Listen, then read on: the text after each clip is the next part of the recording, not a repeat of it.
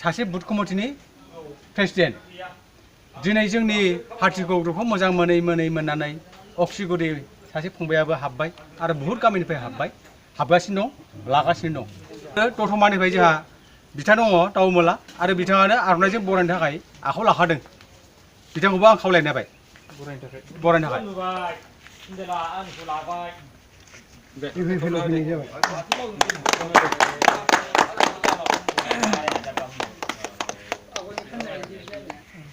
आं 17 बोसोर जाबाय दिनैसिमबो रावबो आंनो गरसेबो गरनैबो होफैफेराखै आरो मोनफेराखै नुखायो बयबो मोनैनि थाखाय आं दुखु मोनो आरोखि आरो आं दाखालि हावलत बिदोंमोन 2000 फैसा हावलत बिथ'नायखौनो आंनि बेफारियाव आं मोनैनि थाखाय आं दुखु मोननानै दिनै आं बेखौ सोलायबाय आरोखि बेखौ सावगोनबो आरो गारगोन ओमफ्राय आं दिनैनिफ्राय नैबे इउपिपिएलनि प्लेटखौ थिखोनाय जासिगोन जेनेबा मानि थाखाय बिथांमोन फैसाखौ आङो आंनि न'खरावहाय बिनानावनि थाखाय बेफारि मोनसे जानायनि थाखाय फैसा सर्ट जानायाव आं एसे मदद मोननायनि थाखाय आं माबादोंमोन आरोखि बिदोंमोन मोनाखै आं बेखौ आरो आं ओरैनो बिथायनानै लानाय नङामोन आं हावलतसो बावमोन बेखौ मोनैनि थाखाय दुखु मोनदों आरोखि आं 17 बोसोराव दिनैसिम न'बां जेबो माबा गैया मोनफेराखै आच्छा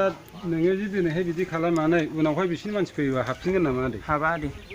दा जोंनि इउपिपिएलआव जे फैगोन एकदम गोसो गोरबोयै फैदों ना मोनसे गावनि गोसोजोंनो फैखाथारबाय एकदम गैखाथारला बैयाव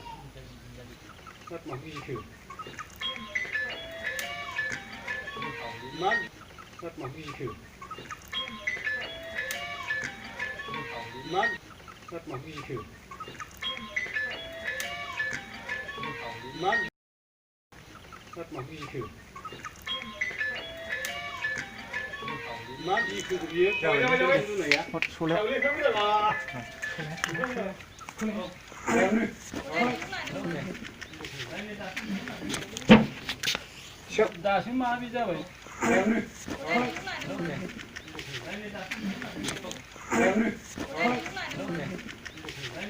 आं गैला बे दिनैनिफ्राय बिदाय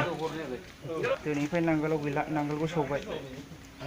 दिनैनिफ्राय नैबेखौ थिखोनाय जासिगोन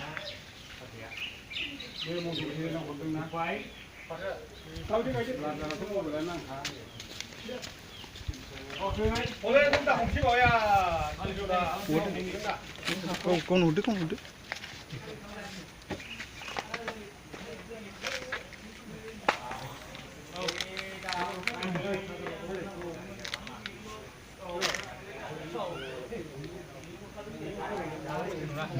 जय इउपिपिएलनि